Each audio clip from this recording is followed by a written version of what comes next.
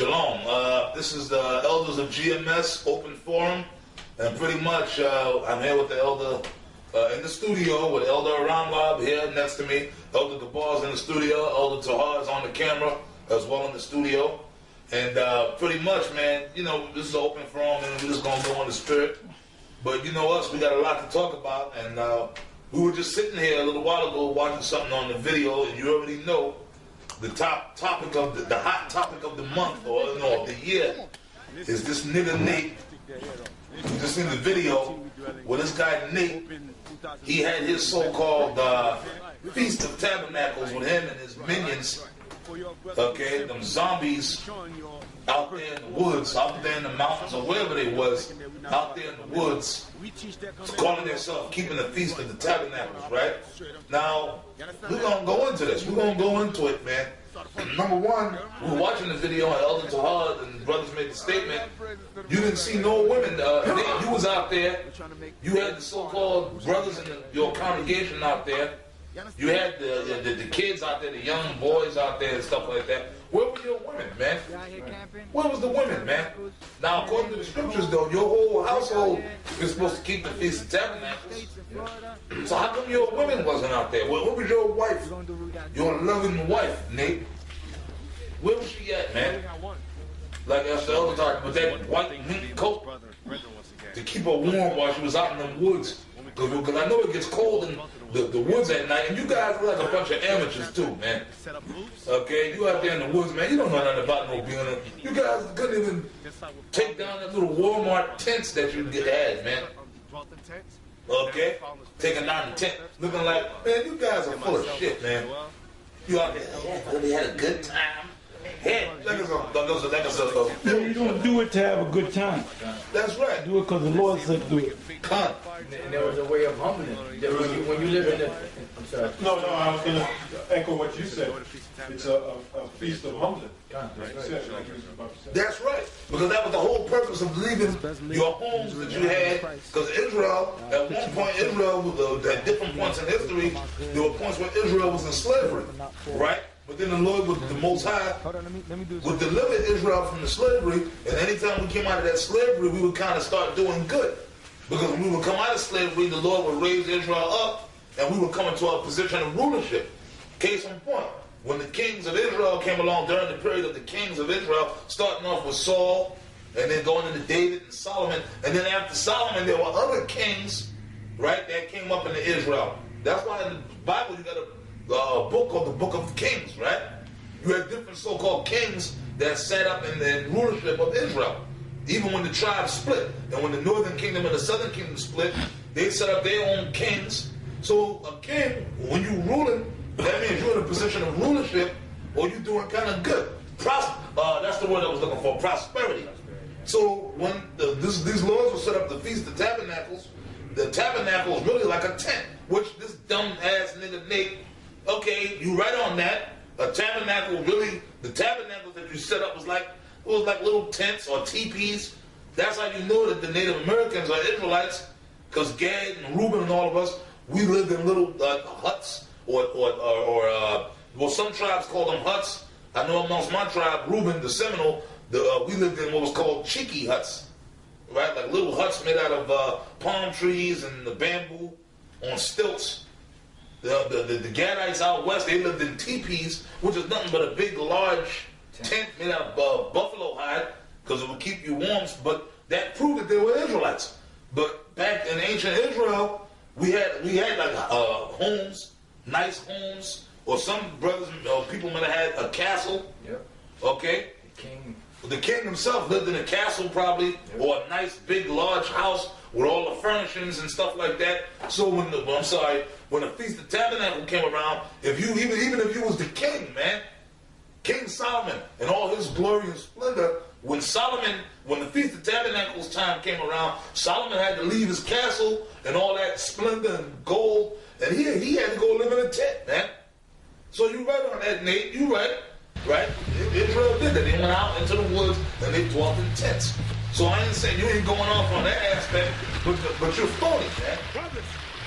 Like all the time, I said the only reason you doing what you're doing is that was nothing but a spectacle, man. competition thing with us.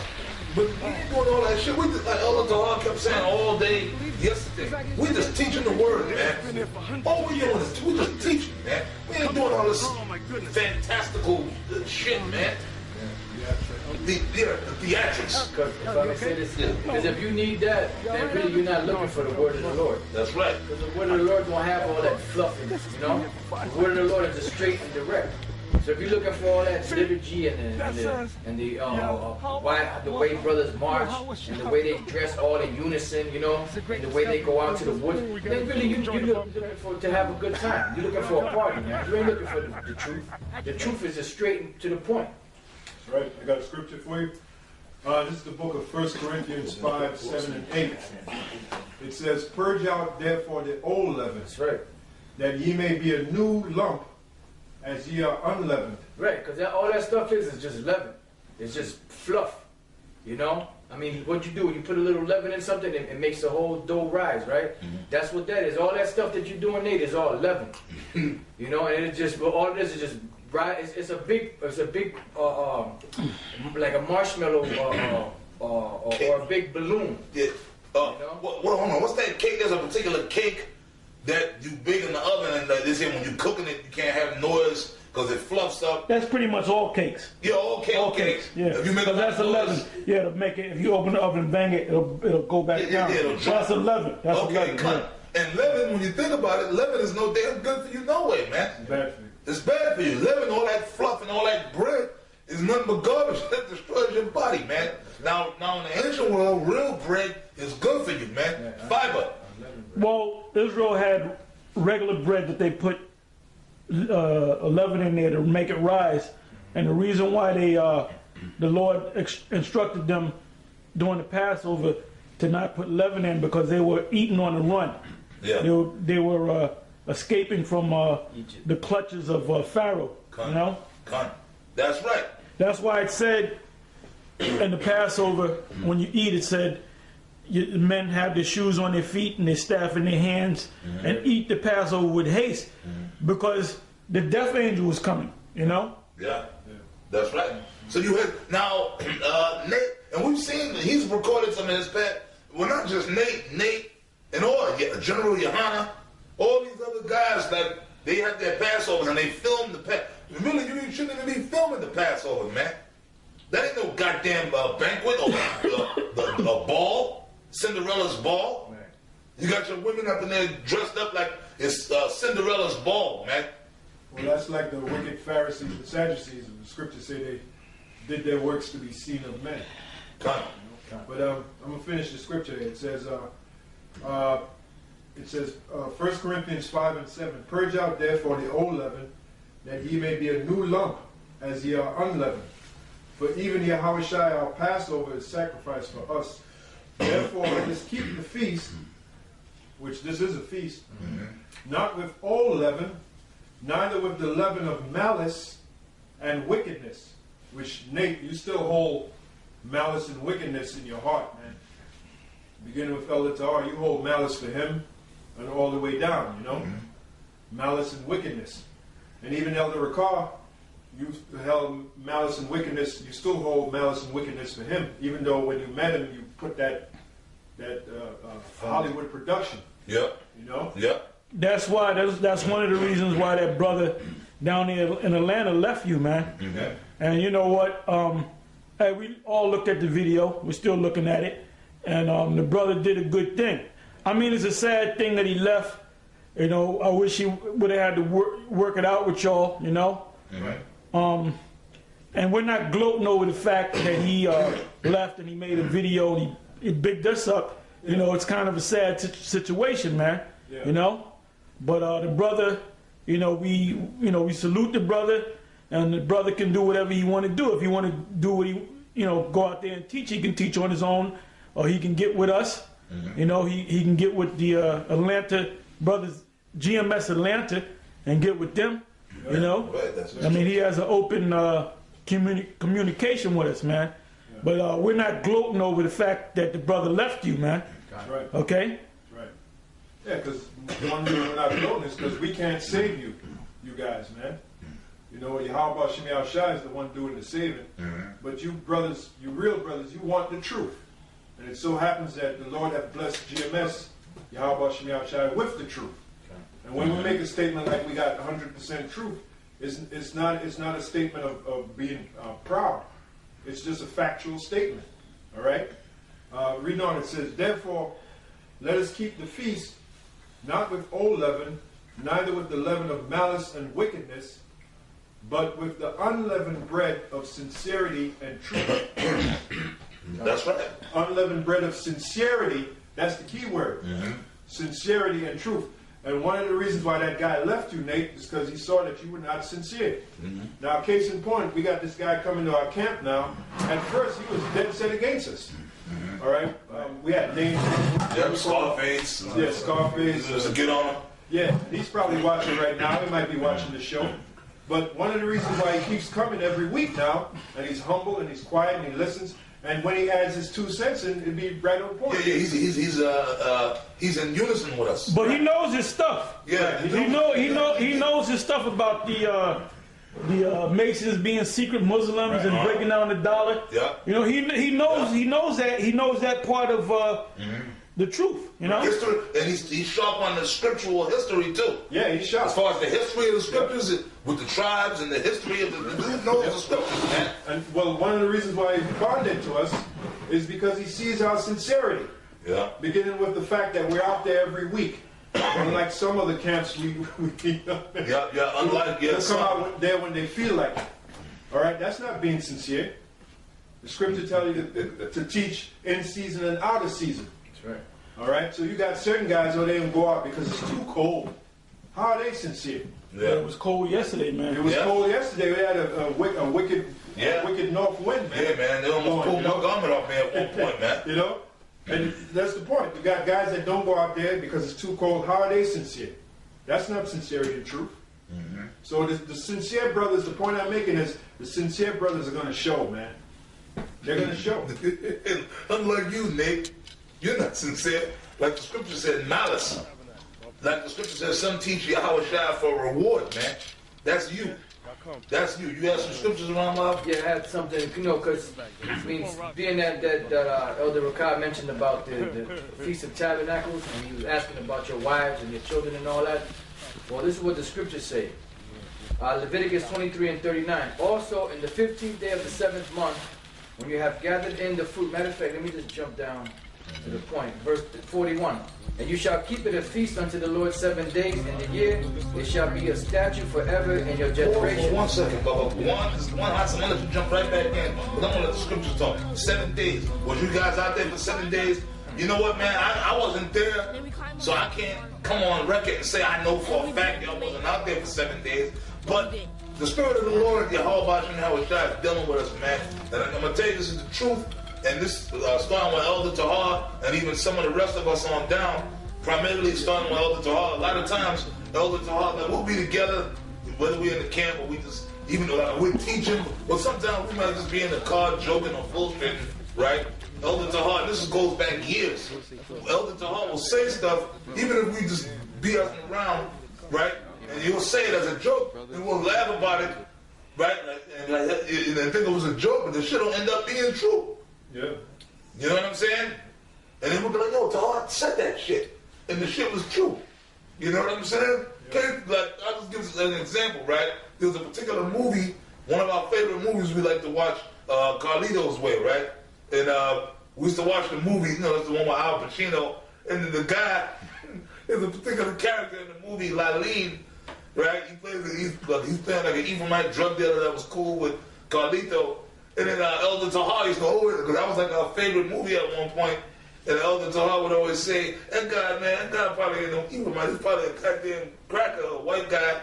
But he probably said, look, I can play a hell of a Puerto Rican. I can play a Puerto Rican. But he sounded like an Ephraimite. And then it turned out, later down the line, we found out this guy wasn't no Ephraimite. He wasn't like a straight up white guy. But he played an Ephraimite, you know, where he played a so-called part Indian. Hidalgo. You know, they built him up, man. Yep. So he ended up being like one of my favorite actors, mainly because of that movie and other movies. But, you know, I just brought that out as a footnote. Elder Tahar would always say that. And then we just thought he was bullying Tahar, just saying that shit to be funny, but it turned out the dude wasn't an Ephraimite. It was right on point. Denmark. His father's from Denmark. You're Well, yeah, Dan, the tribe of Dan. Well, we don't know who the tribe of Dan is, but you know that land Denmark was named after the tribe of Dan. See that? Yeah, they were called the Danes. And the Danes were Israelites, man. I met some chicks that were Danes, brother. They nigger women. They look like white women, but they motherfuckers are nigger women. You see that? So that dude has got to be an Israelite. But what the dude, he's a Jake. He's an Israelite, man. Israelite fuck. Those are hard words. Okay, this probably explains the Spanish. It says Vigo Mortensen. Vigo is the eldest son of Grace Atkinson and Vigo P. Mortensen. His father, who farmed in Denmark, met his mother, a New Yorker, in Norway. Oh. Check that out. They wed and moved to New York, where Vigo Jr. was born, before moving to South America, where Vigo Sr. managed chicken farms and ranches in Venezuela and Argentina. There you go. So that explains the Spanish. Yeah. Why he was able to speak Spanish Yeah. fluently. Yeah. He was there from the time he was a little boy. So he grew up. Well, we believe he might be a Jake. Even though he look like a cracker, you know, he's got a. Yeah. Well, he's an activist too. Okay. He's an activist too. So. Yeah. Well, now in the picture that Elder Gabar got drawn up, I was thinking maybe when we when we do the production, his picture we'll splice it in there. In that picture, I'm looking at it. He look like a Jake in the picture, man. Right. Okay. But just like Nate said that they're gonna kick in the kingdom, we're gonna kick Bruce Lee's ass every day. Yeah. Bruce Lee's an Israelite. That's right. Yeah. Because the thing that you did was it caused them to be written in the paper. You went into the fact that how the Moabites had Jake in slavery, and you were showing different documentation. You don't think a Jake, you know, got out there and was putting his seed in the Moabite woman? Yeah. Jake gets it in. That's where the saying comes from. That's right. Jake gets it in, man. You know. That's right, man. he was hitting. Hold on, Jake. Man, you know what, Nate? You are so unspiritual. And the rest of you, Zabak, and the rest of you jokers, Yohana, I'm going to throw him in there too. Well, don't mention your He's MIA. He might be them Afrocentric niggas got you on the run, looking man. for you. They got you on the run. And you going around taking people's camps. Yeah, you going around trying to take people's camps. You took them guys, what, DC, but then you running for them Afrocentric dudes, man. They gonna take your camp. Oh, them brothers from DC want to do something to you, man. they pissed off at you. Because we would never do no shit like that. Yeah. We might talk shit about you guys and tell you that you're going off. And that's scriptural. That's hey, that's scripture. That's right, like my man. Yeah. That's scripture. And Nate, did you see 12 Years of Slavery? Did you encourage your congregation to see that movie? I wonder. Okay? I wonder, man. Because you that nigga that was on the porch that kicked Solomon's own brother. That's him. Get on the porch. You want to be on that porch? Yep, that's see it. the movie and you'll get the drift of what I'm talking about. That's you. Okay? But the reason I brought up the thing about Vila Moore, I went into that whole thing, was because, you know, Elder Tahar said something, but it turned out being true, right? And he said it like in jest, but it turned out to be true. So I'm just bringing the point that the Spirit be dealing with us on that level where we say things and we may not have the facts on it, but it be true.